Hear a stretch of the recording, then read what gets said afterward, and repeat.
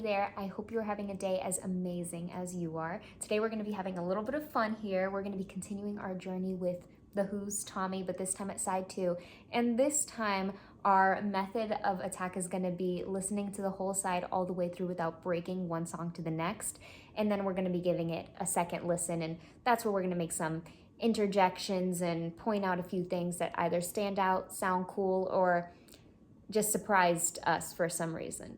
Before getting any further on into this video, I would like to take a moment to share my appreciation and my undying gratitude for my beautiful Super Thanks heroes and my ultimate Super Thanks superheroes. I love you guys so very much, and I still don't have the words yet to fully tell you how I really feel, how I'm really so appreciative, and how much this is saving my life, this is helping me. Thank you, thank you, thank you. And today is kind of amazingly special because we don't have one or two, but cuatro ultimate Super Thanks superheroes. Thank you so much to GS. Thank you to Swedish_Jeff_2022. Thank you to Biffman42. And thank you to Richard Olsen. You guys are just the most incredible, wonderful human beings on the face of this planet, and no one can dispute it. And I offer an endless outpouring of my love and a million thanks to my Super Thanks heroes, from the Village Green Preservation Society video to Peter Buwen, Steve Stowers, Jerry Manas, and StephaneSmarties. I love all you guys so much. Thank you so much for holding me up and inspiring me and motivating me to sit here and enjoy this wonderful time with you guys, as if the music isn't enough already, but you guys make this all the more worthwhile, and you really are changing my life in a plethora of ways that I can't even explain. So the game plan for tonight is that we're gonna start at Christmas, then we're gonna work our way to Cousin Kevin, and we're gonna make a stop off at the Acid Queen, and then we're tying up the whole night at the Underture. All right, so let's start off at Christmas.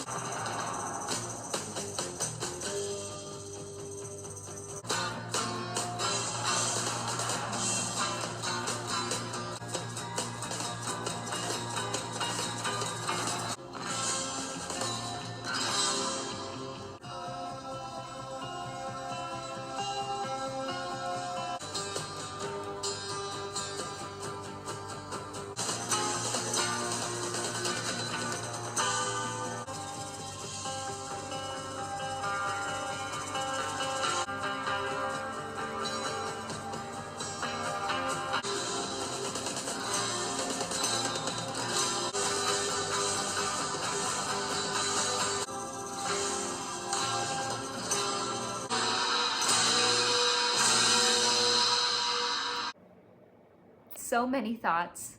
And this can work for this whole side in general, what I'm about to say, and you could also take it specifically for this underture, but every chance they had to give us some surprise or kind of fake us out, like they would say in soccer, like pretend you're going one way and then just, you know, fake out to the next, go right instead of going left or whatever. They did. They took every opportunity to throw us off and confuse us and make it sound beautiful and make it make sense and musical and melodical. Of course, there were moments of dissonance that were gripping, a little bit haunting, eerie. At moments, it had this kind of thunderstorm kind of feeling. At moments, it had this like nightmare kind of effect. And now I'm talking in specific to the underture, right? It was this whole journey. It was like a whole 10-minute long journey for one song.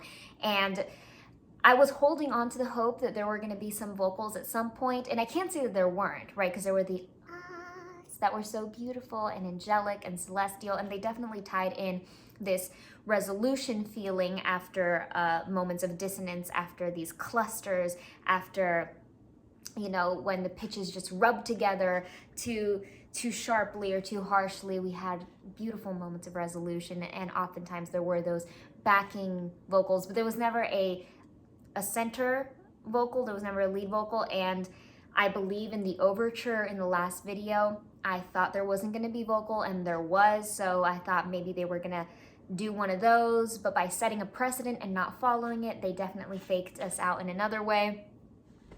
Just brilliant. Brilliant, brilliant. So our cute little warm-up, little jog around the park was certainly delightful, but that is over. It is time to tighten our shoes and really jump in now, starting at Christmas.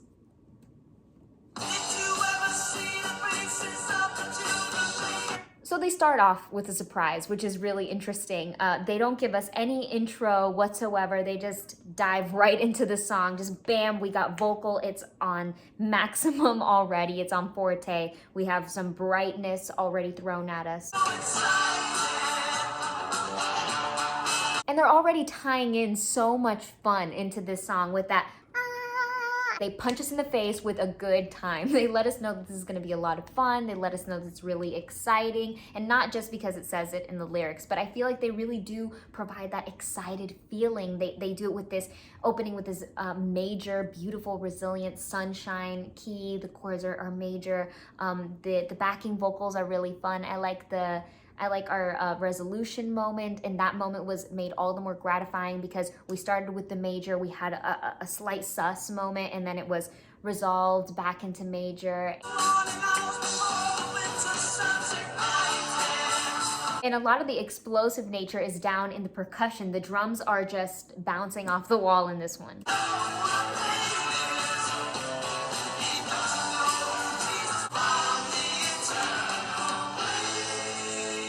I just think the lyrics are really funny too. Tommy doesn't know who Jesus is. How can he be saved from the eternal grave? And I love how it was accompanied with that really satisfying drop-off moment. I loved that chord change. The way that just both worlds just worked together in that moment. I feel like it actually worked out better than they intended for it to.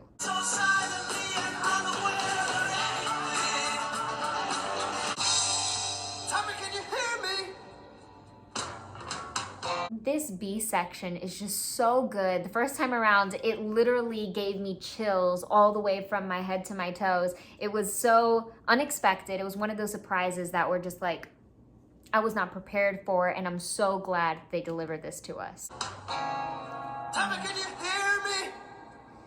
And that really biting moment right there of dissonance, a super unexpected chord, even after giving us an unexpected section, even in this, they can still whip out the surprises. Tommy, can you hear me?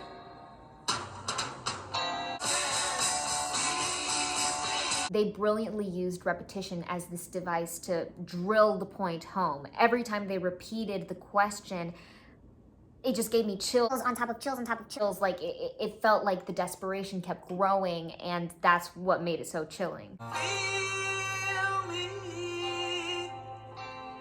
Heal me.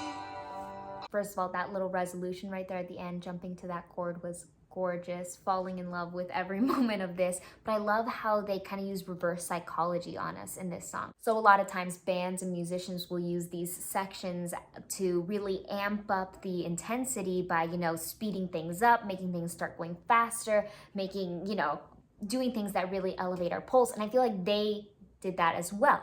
They used this section to amp up the intensity and to elevate our pulse and to get our heart racing, but they didn't do it by speeding it up. They didn't do it by providing us even more majors. As a matter of fact, they just stripped back everything. And for some reason, that was even more exciting than this major, upbeat, note-filled, instrument-filled, percussion-filled song that they had going on before. Here, we are just led by these beautiful strings, by the amazing guitars, and I'm still shaken. I'm shaken as if it was a room filled with instruments.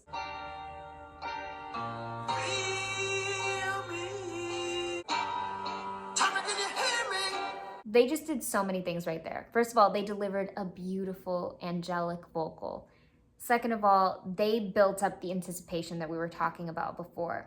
And third of all, they just broke my heart, flat out. Can you hear me? Tell me, can you hear me? From the eternal grave. Simply put, they kicked off this side the best way possible. They provided a little bit of everything, a little chuckle, a little joyful moment, these moments that were kind of scary or gripping, moments that were heartbreaking, and lots of resolutions and sunshine at the end of the tunnel. Moving right along at number 2, we've got Cousin Kevin.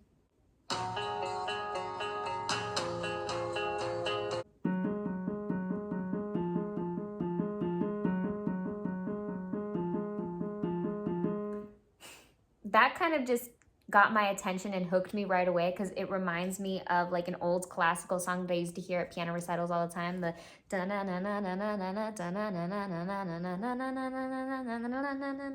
so I feel like there's a little bit of some parallel with those two songs already. Already amazing harmonies, beautiful.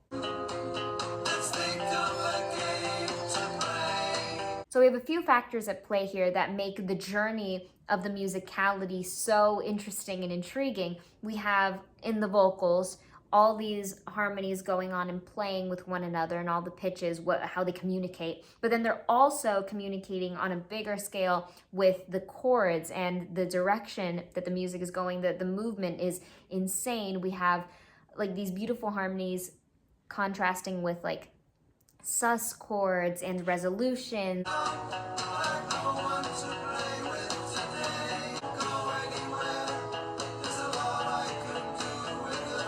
I love this really beautiful faint aspect, very in the back. It's almost like buried underneath everything. A beautiful, beautiful guitar just shining. It's almost like a very, very faint sparkle.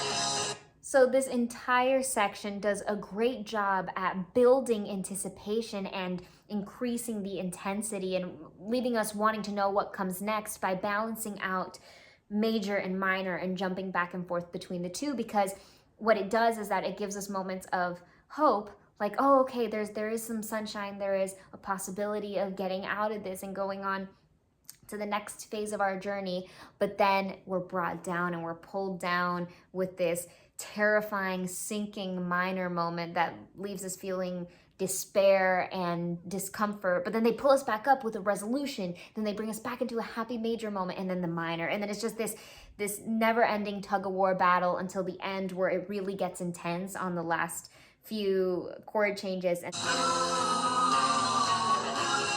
that's where they give us our next surprise and our next twist, that sunlight at the end of the tunnel isn't a happy resolution moment. No, it's this downward spiraling. It almost feels like someone's playing with a pitchfork or a tune fork, and it's downward, it's dissonant, it's cloudy, it's stormy.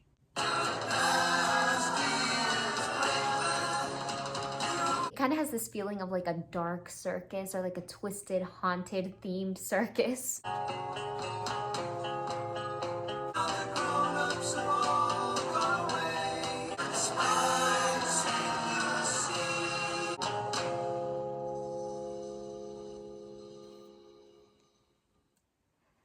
So I feel like with this one, there was this big emphasis on duality, right? Like these just two contrasting forces at work working together, but you would think that they would be in conflict with one another. And we saw that in the moments of literal dissonance, and then we saw that in the contrast where we had major moments to minor moments. So there was a little bit of duality in every part. Our next stop is our song before last, The Acid Queen.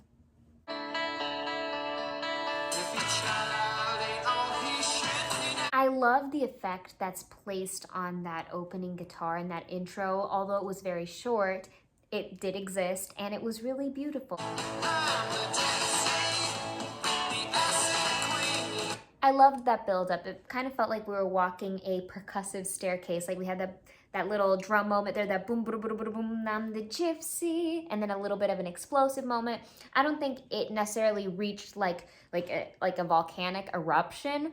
It was more like transitioning from a mezzo forte into forte as opposed to going from a mezzo piano into a fortissimo, right? Like there wasn't a crazy stark contrast yet.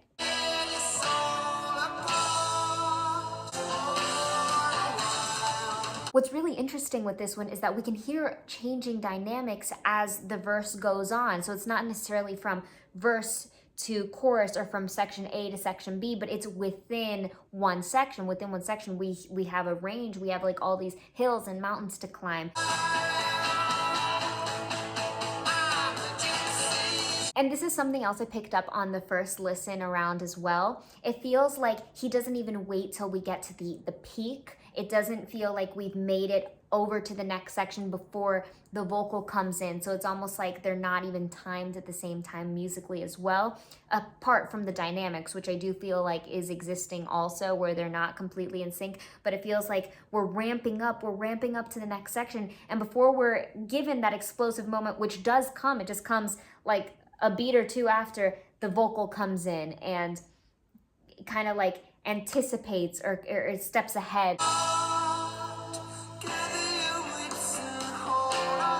I love how in this section it feels like he dropped out a bit vocally, like he's using a different placement here. You can kind of hear how it went from a more chesty, full resonant tone to a little bit like more in the back of his throat, and we have a little bit more breathiness. Now, I'm not saying that it's just we're getting slammed by air. It's not like he went like this. You know, he's still giving some tone in there. There's still some core, but it's a significant amount less.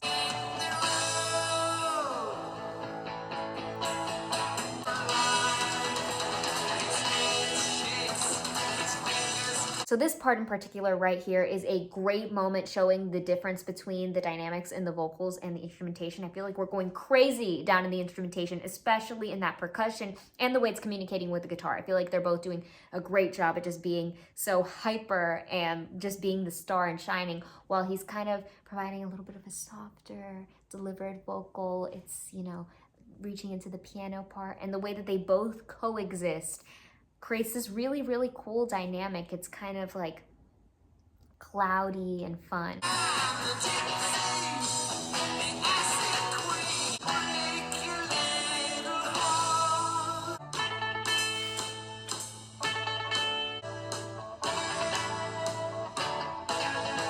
I love the double stacked guitar moment.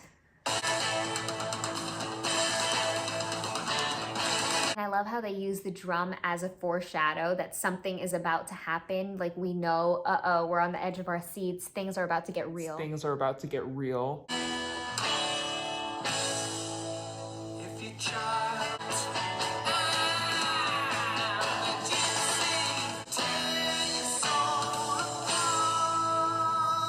And underneath everything, supporting every musical twist and turn, we had this underlying battle of acoustic versus electric in this one, and I thought that really drove the song forward. Y terminamos la noche con el número 4, The Underture.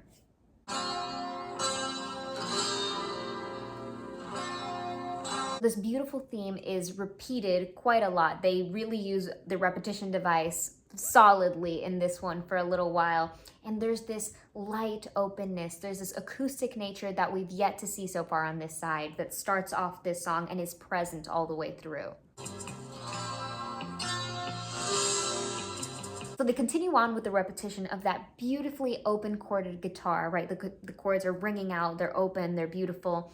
And then they start stacking and layering instruments and developing the depth of this song and giving us a little bit more direction without necessarily changing anything yet.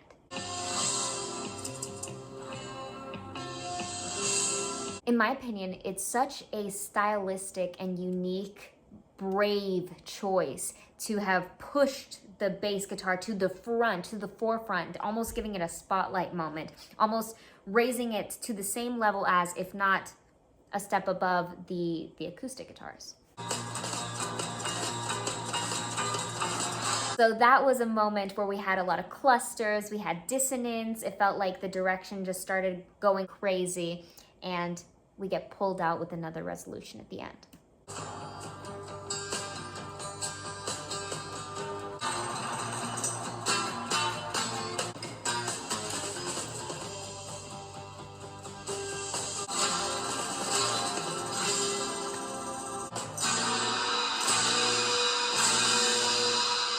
Ending with that 3 strikes of dissonance. They had to end us off with a surprise because they started us off with a surprise. I loved the strong emphasis on all the percussive elements towards the end. They allowed that suspension to grow, that anticipation to develop, and it really grew organically and nicely. I think that they didn't force anything. Even though I keep talking about how they've thrown surprises left and right at us, they haven't given us a break or a moment to breathe, they all made sense. It didn't feel like they were doing it just for the sake of the shock factor. Everything ended up making sense and everything ended up resolving and sounding good and feeling good at the end, and that's all that matters. And they made everything come together perfectly, beautifully. Wouldn't change a thing about what we just heard. I have no other choice but to come clean and admit that between the spontaneity of The Who and just the pure fact that you guys are amazingly, incredibly wonderful, awesome, beautiful, just the greatest human beings ever, I'm left wanting to give a little surprise of my own to you. So here's to all my ultimate super thanks superheroes. Your generosity and your kindness does not go unappreciated. I love you. G.S. Swedish Jeffin, Biffman 42, and a Richard Olsen.